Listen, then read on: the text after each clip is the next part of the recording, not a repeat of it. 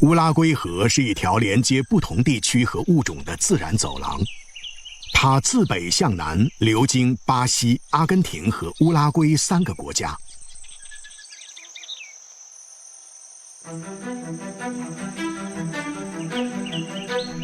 眼前的这个景观是由切叶蚁建造的。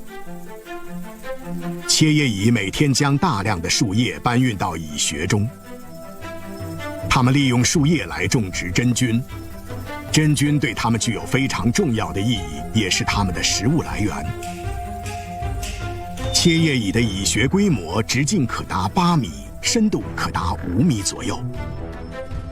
在建造蚁穴的过程中，切叶蚁会挖出大量地下的土壤，随着土壤中的水分蒸发，盐分积累在表面土壤，因此形成了这种景观。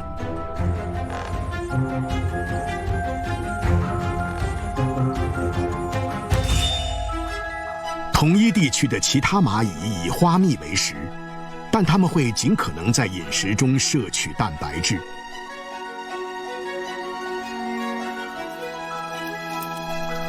团队合作是他们成功的关键。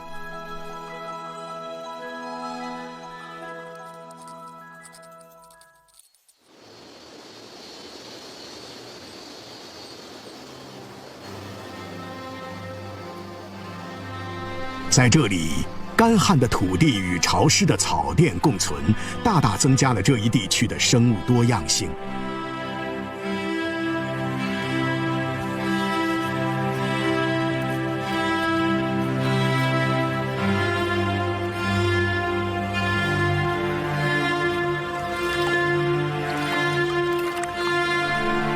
树上栖息着黑冠白颈鹿一家，现在轮到雌鸟出门为雏鸟们觅食了。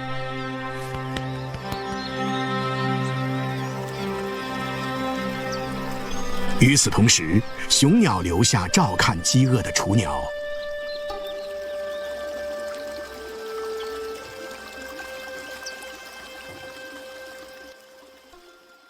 一只巴拉圭凯门鳄已经静静等待了好几个小时。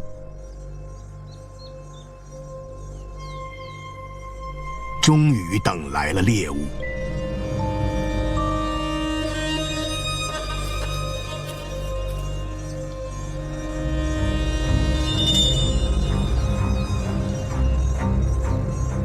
但黑冠白颈鹿很警觉，不容易捕捉到。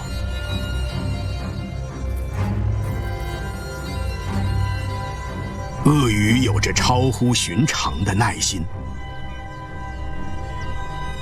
不用着急，总会有别的猎物。这只雌鸟逃过一劫，它最近刚当了妈妈，在恢复自身体力的同时，还要为雏鸟寻找食物，因此它必须尽可能多地收集食物。